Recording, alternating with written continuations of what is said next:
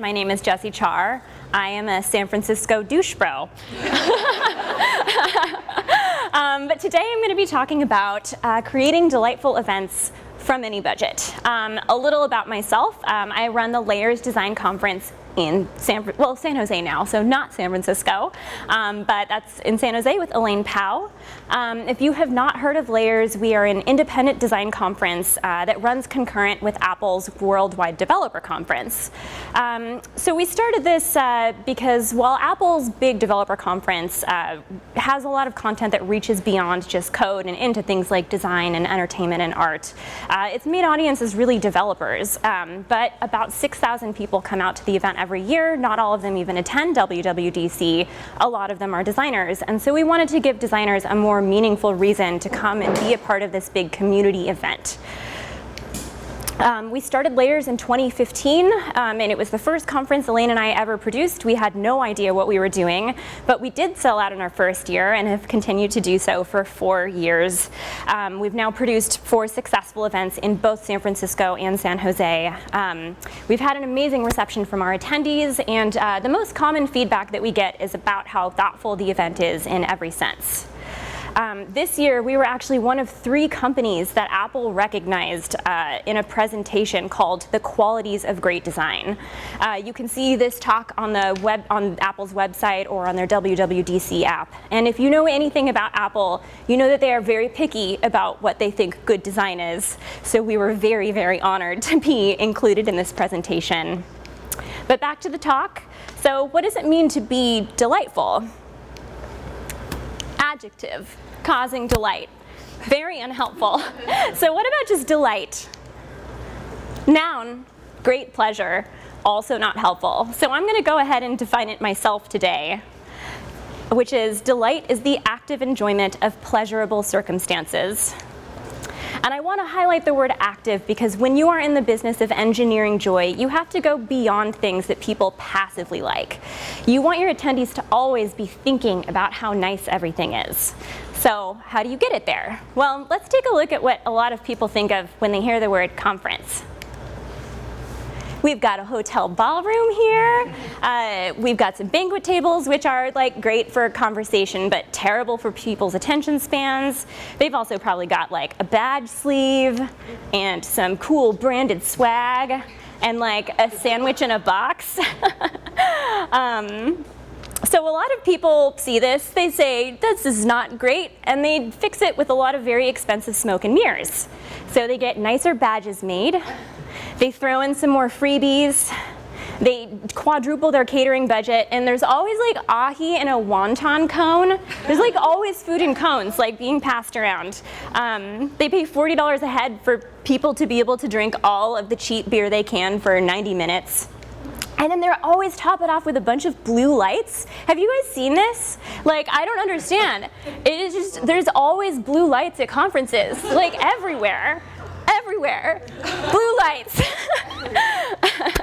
And yes, obviously, you know, when you put more money into it, the event looks better and people will be able to recognize that. But what have all of these fixes really done to improve the overall experience of the event? Delight is filled with connotations of frivolity, and it's like, you know, something you sprinkle on at the last minute. But to build a truly delightful event, you can't treat it as an add-on, and you can't use it as a distraction.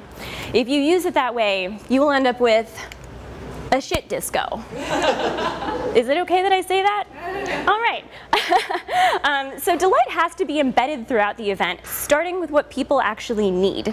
So today, I'm not going to be talking about swag, and I'm not going to be talking about parties, and I promise you, I have so many thoughts about swag and parties. But I want to focus today on what it is that people need. I want to address all of the little but important things that often get overlooked. And I'm going to also use a slightly nicer visual to start this out. So this is ice cream. Everybody likes ice cream, unless you can't eat dairy, in which you maybe like ice cream alternatives. But let's just go with this. So ice cream cannot exist in midair. It needs some sort of receptacle. And what better place than a waffle cone? It's a receptacle, it's a handle, you can eat it, it's delicious. It eliminates the need for a spoon, it causes 0 waste, and they smell amazing. The waffle cone represents the fulfillment of both need and delight, and it will be your job to identify as many waffle cone opportunities as you can. So what is it that people actually need? For the purpose of this talk, I'm going to be using the handy old Maslow's hierarchy of needs. Is anybody here familiar with that? All right.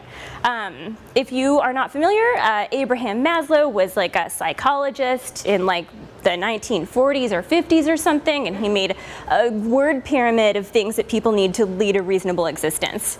And it goes physiological, safety, belonging, esteem, and self-actualization.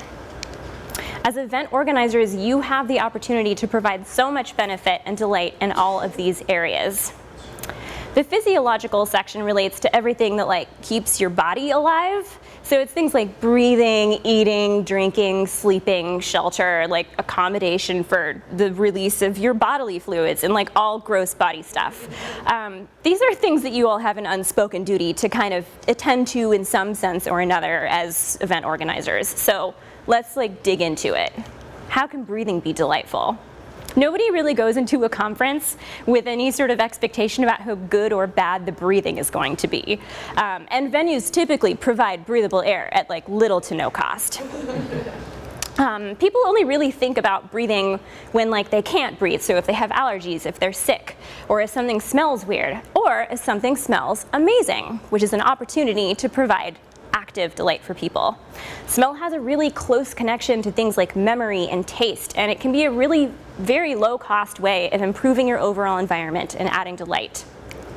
When you're looking at venues, take a moment to think about the air quality inside and out of the event space. Find a place where people can take a clean, deep breath of fresh air, or at least have reasonably quick access to the outside world. You can also fill your space with plants. Plants can improve air quality, can improve people's moods, and they smell great, and they're beautiful, and you can rent them. They're not super expensive. Last, if your venue is stuffy, you can always just invest in some quality air fresheners. Not the ones that make your event smell like a Barnes & Noble bathroom, though. So this is a $15 difference. $15 benefits everybody, and it takes you from public restroom smell to like rich person's foyer, which is so much more delightful, and it's something that everybody will be able to appreciate. This one is kind of a no-brainer. How can eating and drinking be delightful? I mean, they are by definition delightful, right? But if you have heard of Layers before, you probably know that we consider snacks to be a part of our programming. And this is actually something that came in very useful in our third year when we switched to a venue that has exclusive catering rights. We used it as a negotiation tactic to be able to do our own food and beverages at the event. So I have a lot to say about eating and drinking. If you are running a small to medium-sized event, do everything you can to avoid catering packages. Catering packages are typically very expensive, and they are typically very sad. And sad food is a roadblock on the path to delight. Your catering budget is coming straight out of your attendees' admission cost, and you should make it your mission in life to avoid feeding people sad food. Remember the sandwich from earlier? So like, I don't mean to knock sandwiches. I like sandwiches, and this one actually doesn't look too bad. But the cookie is touching the turkey, and this has probably been in our fridge for like 5 days. It has like a sad plain bag of potato chips, and there's like a loose pickle, meaning that if these are served inside, your entire event space is going to smell like pickles, and you've all been there. Pickle haul. We don't want that. This food is designed to be like the lowest common denominator of what like an acceptable meal can be. And these meals are priced outrageously. This is an actual pricing sheet from the Moscone Center in San Francisco. This sandwich box lunch, you get a sandwich, like a pasta salad, and an apple or a cookie for $31.50 per person. It's ridiculous, and nobody in the history of conferences has ever liked these box lunches. And the gouging doesn't even end there. For those of you who are familiar with conference center catering packages, does anybody have a guess for what a dozen mini boxes of cereal cost? Because it's $76.50. What about a gallon of orange juice? Maybe think about it in your head. Do you think it maybe costs $100? It's ridiculous. So we now pay a lot of money to be able to have access to outside catering through our buyout contract, but we are still saving money in the long run. Using outside catering doesn't just net you better food options, but it also provides you with an opportunity to infuse some of your event's personality. At Layers this year, we had one of the original Apple emoji illustrators giving a talk, so we commissioned a local baker to create these emoji macaroons filled with yuzu buttercream. And they cost $3.50 a person. We also had Thai tea porgs and matcha totoros. And burritos from a real taqueria that cost $6.50 a person. And custom popsicles where people could choose their drizzles and toppings. They were $5 a person. We had handmade Pop-Tarts made. Those were $4.50 a person. So obviously, it's a little bit cheaper than a gallon of orange juice from a conference center. Something to remember also when people are traveling to your conference is that they might be visiting the city for the first time, and they are choosing to spend that time at your event. Food is a great way of bringing pieces of the city into your conference room, and it allows people to literally get a taste of where they are without having to take time away from your event. We aren't actually able to provide our own beverages at Layers, but it's too painful to serve Bud Light at a design conference. So the thing is that all of these venues have to put in orders for your things anyway. So what I do is I find what I want to serve, I do the research, I find the distributors, I get their contact information, I calculate order quantities, and this is the actual thing that I submit to the catering team at my venue. And clearly I also create a flavor and color story, because it's a design conference, right? For those of you who are just not able to get out of food and beverage minimums, which I understand for a lot of larger events and places where you just have the constraint of what the venue allows, I do suggest finding out who your venue uses as a food distributor. So in San Francisco, it's a company called Buyrite. You can usually do some sleuthing online, look up their ordering catalog, and find things that are easy for your venue to order that are not already on their menu of offerings. Because what ends up happening typically, in my experience, is that when you order those things, they don't get passed through the inflation ringer, and you can get food at a much more reasonable cost and get whatever it is that you want. Those ordering catalogs have thousands of items, and a lot of them are very fun. So the other thing, nice bathrooms make a difference. At conferences, bathrooms are one of the most overlooked places in the venue. And as event organizers, we don't really have a lot of influence over what the bathroom situation is going to be, but we can do a lot to make it a more comfortable place for everybody. Let's take a moment to consider these. These are soap dispensers. They are always covered with fingerprints, they are questionably sanitary, and they just dispense low-cost sadness. So you don't have any control over them. And your attendees are not like, man, I really wish that you would have gotten better soap dispensers. Nobody's gonna blame you for that. But this year, I thought, what if I bought my own soap? I had the bug to buy soap. I went to the eSub store, I bought some soap, and judging by how many people came up to me and personally thanked me for putting nice soap in the bathrooms, it was one of the best investments that I have ever made at the event. And for the ladies in here, which there are a lot of us, it's nice to have some of the essentials, right? But this is a place where I beg people to invest a little bit more, because there's nothing delightful about shoving a tube of cardboard into your body. If we need these, it's because we're away from home and we're probably very grumpy. So if you've got a tiny budget, $25 on Amazon can go a long way. But if you have a little bit more, I promise you, I'm not working with a lot of budget, but this is how we do it. For a conference of 300 people, we probably spent about $150 on making their restrooms feel luxurious. That's 50 cents per person, and the bathroom became one of the most Instagrammed things at our conference, which is not super normal, but super great. So delight is not about being the biggest and coolest thing on the block. It's about attention to detail and acknowledging what humans actually need to get through their day and doing it with some style. We also keep our conference stocked with everything that people might need while they're traveling. So, that's going to be things like we got chapstick, we have peanut butter and jelly sandwiches, hair ties, toothbrushes, Kleenex, Cheetos, mouthwash, just sunscreen, Advil, anything that, people might forget while they are traveling. We like to provide for people. And another thing, if you notice the background of this, that's what our venue looks like. It's really ugly. Like, it's orange and yellow, and there's like a weird trash can. But those are the things that don't matter when you have like this table of free goodies in front of you. So the next thing I'd like to talk about is safety, and this should be a pretty easy hit list for everybody because we all know that we have requirements with fire marshals and EMTs and insurance and first aid and so on. So the last thing to hit, obviously, by now a lot of people know this, the code of conduct. When you're dealing with hundreds of people who may or may not be drinking your very carefully selected alcohol, especially. So of course, this is another area we tried to infuse a little delight into because we can't leave well enough alone. As you can see, it has a little more emoji than normal codes of conduct. And that might seem a little bit silly, but I think that adding that makes the content a little bit more approachable. It makes it a little more readable. It adds some great visual anchors.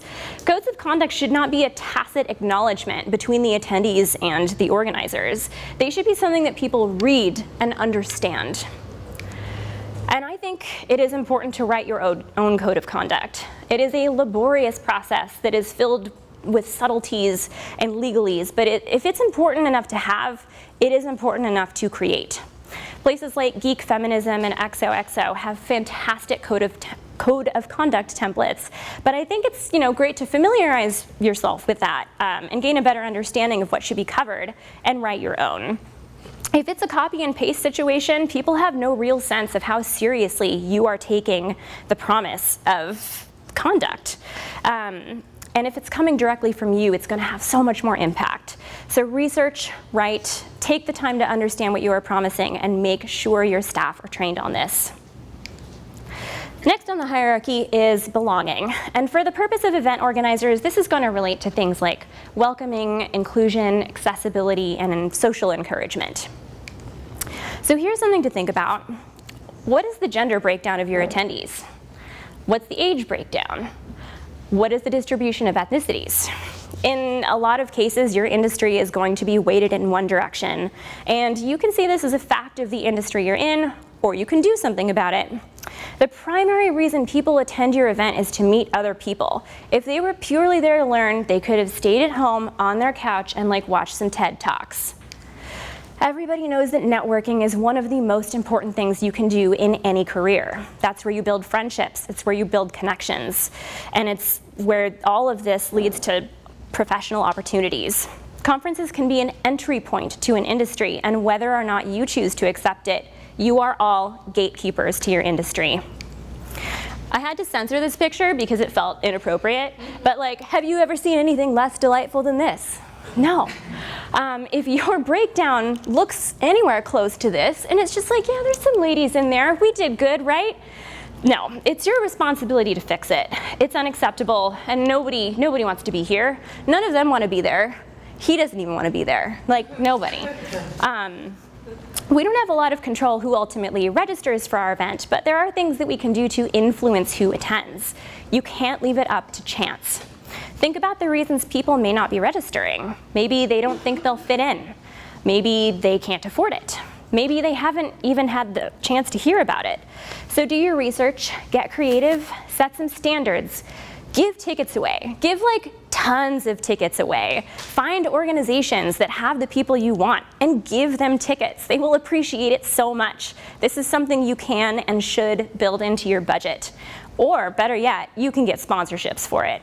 You can't compromise on this because your attendees are there to meet new people, so you have to introduce them to actual new people. Your event is not your venue, it's not your food, it's not even your speakers. Attendees make up the true fabric of what your event is, and when you put in the work to include as many different types of people as you can, it will pay off. Having a lot of scholarship attendees adds this sense of wonder and optimism that more well-seasoned attendees may have lost. And having people from different backgrounds leads to a better understanding of the issues their industries face and lets people work together. Inclusion makes people feel good. It translates to more customers. And in the end, inclusion is very delightful. So when it comes to social encouragement, icebreaker activities are a popular go-to, and for that I would like to tell you a story about oranges. I had a tour of IDEO once. If you're not familiar with IDEO, I don't actually know what they do. They're a design studio, and they're pretty cool though. Anyway, I heard a pretty good story about oranges. People at their office requested more healthy snacks. So the office manager started putting out bowls of fruit in the kitchens.